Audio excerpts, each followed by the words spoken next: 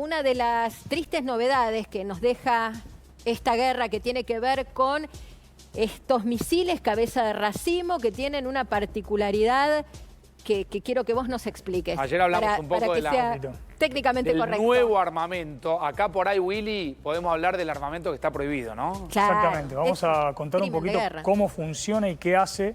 Ayer Gabriel contaba algo, hoy vamos a hacerlo un poquito más gráfico. Esto ya se fabrica hace muchos años, de hecho, ¿Puedo hacer inclusive... una pregunta antes de que arranques? ¿Este dibujito es una metáfora o es real? Hay muchos que modelos. Dentro de una ojiva hay un montón de misiles. No, es exactamente así. Hay distintos diseños, ya vamos a ver, también les pasé algunos videos y podemos ver alguno. Las más precarias estaban hechas, lo vas a ver como con pequeñas esferas, y las más modernas parece que si fueran latitas de gaseosas. Ahí tenemos un video, a ver. Exacto, aquí estamos viendo algunas que son un poquito más precarias, que inclusive se han llegado a pintar, ¿por qué? Para que después las encuentren los chicos y cuando las muevan o las toquen, detonen. Estamos hablando de algo que tiene un montón de fines y que vamos a explicar como una mina funciona. antipersonal en ese Sí, claro, tiene tres fases en las cuales provoca una destrucción que es absolutamente enorme, todo lo que conocemos como las bombas de racimo. Se fabrican y se fabricaron, por ejemplo, decenas de millones en la década del 80 y del 90. Después, muchos años después, se hizo una convención y se decidió que una buena cantidad de países, más de 120, terminaran prohibiéndolas. Un montón de otros países no lo hicieron. Originalmente lo que se pensaba más allá de la destrucción era poder destruir una gran cantidad de tanques al mismo tiempo. ¿Por qué? Porque estas minas, imaginen una lata de gaseosa, después lo vemos en un slide, cayendo sobre el techo de un auto. Imagínense eso.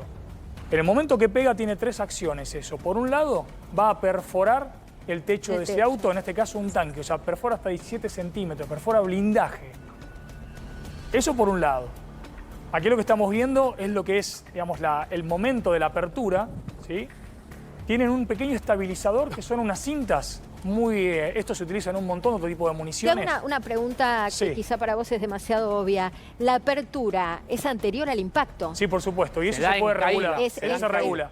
Casi llegando a la superficie, entre 900 y 90 metros. Esto previamente, se decide y se prepara para que sea ¿vemos lo de las canchas de fútbol, querés? Vamos a ver un impacto sobre canchas de fútbol de las grandes. Sí, siempre se usa esa comparación, ¿no? Y es que nos permite ver, con canchas de tamaño reglamentario profesional, permite ver la proporción del impacto, ¿no? Sí, y tengamos en cuenta, Facu, el 30% generalmente no detonan.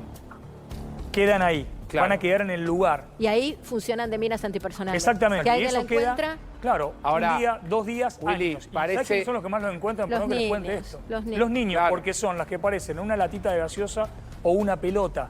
Entonces, ante el mínimo movimiento, eso detona. Y ahora en otros lados... Sé que la pregunta es contradictoria, parece paradójico. ¿Por qué habría armamento prohibido en una guerra si vale todo? Si cuando tiran de un lado y tiran del otro, no miden si va... Se supone que no... Desde chico leemos que no se puede tirar a hospitales de guerra. Ahora, cuando vemos el reporte de lo que queda, vemos escuelas dañadas, vemos chicos que mueren, no con bombas racimo, sino con las bombas permitidas. Entonces, ¿por qué armamento permitido sí y armamento permitido no? Como siempre, y nos vamos a quedar un poquito en este slide para poder explicarlo. Originalmente esto se pensaba con un buen fin, entre comillas, dentro de la guerra, que era para tirar lo que es a un material como sean tanques. O sea, yo te ataco un material bélico. Suponete que en el medio del desierto, guerra del Golfo, allá por el 2000, cualquiera de esas versiones, vos tenías 5 tanques y le tirabas a los 5 tanques, no le ibas a pegar ni a una escuela, no le ibas a pegar a una población civil. Entonces tenía un sentido en algún momento. O sea, después, bomba racimo en medio de un desierto contra un tanque, ajusta el riesgo de error en el objetivo. Exacto, y tiene estos 3 efectos que siempre tengo un minuto para explicar algo que es muy importante, porque tiene 3 cosas que pasan al mismo tiempo. Mirá. Si podemos volver en algún momento a lo anterior, ahí está, primero perfora, como te decía, en el momento que pega, esto tiene un detonador y una espoleta, en el momento que pega contra ese techo o lo que encuentra, tiene una carga hueca y eso lo que va a generar es que hacia abajo... Lo atraviesa. Exacto, lo atraviesa y va a generar el daño per se. Pero la lata en la que viene, que queda afuera, es un material muy interesante, que es circonio, ¿sí? El circonio es un pirofórico, eso significa que es un metal que cuando se rompe está prefragmentado, para que se rompa por lo menos en 300 pedazos. Y escucha esto, ese pedazo de metal cuando cae y después del impacto se convierte en polvo.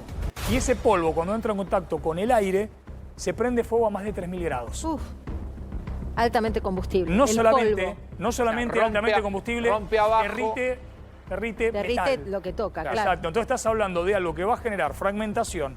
Todo un ámbito como este lo va a llenar de fragmentos, pero en cuando Incendio. tenga el mínimo contacto con el aire, lo que va a producir El incendio. es un incendio y muy difícil de apagar. Entonces tenés tres efectos al mismo tiempo: el que perfora, el que genera una gran fragmentación y el que sigue. Y esto otra vez, 30% por lo menos va a quedar en el lugar, en cada uno de los disparos de una bomba de racimo. Y va a detonar. Riesgo para Cuando la alguien lo población toca, lo civil. mueva, exactamente un día Ahora, después. ¿y qué pasa con este tipo de bombas en relación a lo que sería la cúpula de hierro o cualquier defensa? No las alcanza. No, vas a alcanzar algunas porque es una latita de este tamaño cada Claro. uno de los fragmentos de los que estamos hablando. Por eso perfora cualquier defensa Pero sí, vos tenés, antiaérea. acordate que la cúpula de hierro y todos los distintos sistemas que tiene Israel, que funciona como una capa, con distintas capas de una Sí. cebolla, Sí.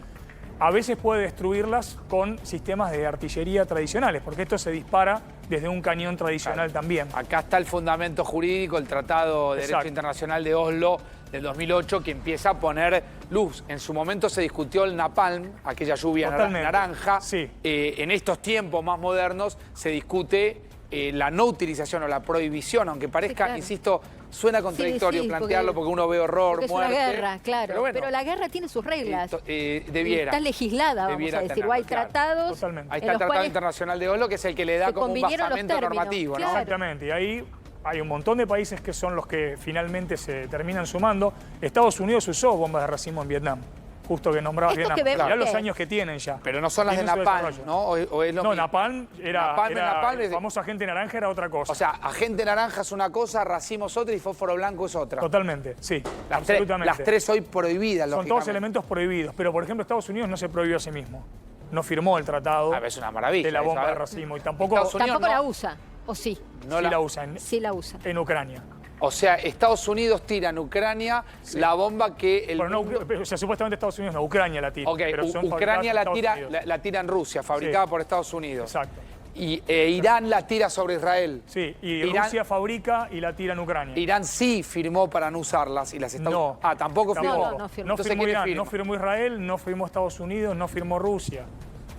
Bueno. ¿Cómo justifican? Que justamente está la guerra asimétrica, ¿no? Claro. En la que acá tenés varios de los países, Estados Unidos, Israel, India, Pakistán. Estos China, no firmaron. Irán. No firmaron y fabrican. O sea, en esta guerra que estamos viendo, guerra, dicho una vez más, Marina, no declarada porque no ha pasado por el Congreso, se están usando bombas racimo. Sí, claro.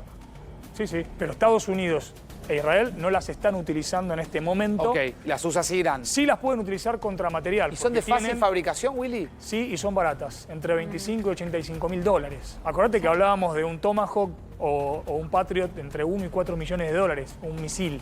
¿Y Acá cómo- estás hablando de muy poco dinero. ¿Cómo se disparan? Se disparan con el típico cañón que vos ves de 155 que ves en tierra tradicional en todas las guerras. Sí. Viste que ves un cañón que constantemente dispara, para decirlo de una forma muy sencilla, con lo cual no es, en este caso, algo de una fabricación compleja. Casi cualquier fábrica de armas Claro. lo puede Sí, hacer. claro. muy barato. Es muy impactante la imagen. Sí, sí, la Sí, imagen es acá, tremenda. y acá te das cuenta por qué es tan difícil. ¿Y dónde termina eso, no? No, bueno. Sí, pueden llevar últimamente entre 80 y 300 de estas dentro Claro. de una sola. Willy, te Muy difícil. mencioné Vietnam y quiero llevar o llevarte un minuto, sé que no tiene que ver con el tema, pero en Malvinas ¿se utilizaron armamento prohibido? ¿Los bandos utilizaron armamento prohibido o fue otro tipo de guerra? Que yo sepa, no se utilizó Perfecto. armamento prohibido. Perfecto. De Lo hecho, lo que menciono- vamos a ver ahora, ¿viste? Cuando escuchamos el fósforo blanco, a mí me preocupó porque es altamente probable que Irán use municiones químicas. Pues son extremadamente... De todo lo que estamos hablando, son Otra más vez, baratas todavía. otra vez, siempre supimos y leímos que las armas químicas no están permitidas. No, por supuesto. Sí, hay municiones químicas permitidas. De Ah, hecho, hay permitidas. Soy instructor de sistemas mirá. y municiones químicas Explica qué es un arma- permitidas. ¿Qué sería un arma química? Armas químicas, vos tenés diferentes tipos de sistemas en los cuales vos podés desplegar una cantidad de químico. Mira, muy sencillo, cuando vos ves en una manifestación que se tira gas pimienta... Ese es un arma química. Eso es un químico que Ah, está ok. permitido. Perfecto. Cuando vos ves que se tira una granada lacrimógena o cuando se usa una granada o el fósforo blanco se usa para señalizar, ahí está permitido. Si vos utilizás fósforo blanco para señalizar porque tenés que hacer Una bengala evacuación- marítima es un arma Exacto, vos química. tenés diferentes tipos de químicos en armas y en municiones que tienen permisos de uso porque no tienen un fin Pero en como una guerra como esta. No, las armas, claro, las armas y Claro. municiones químicas que están prohibidas fue porque siempre se utilizaron para el mal.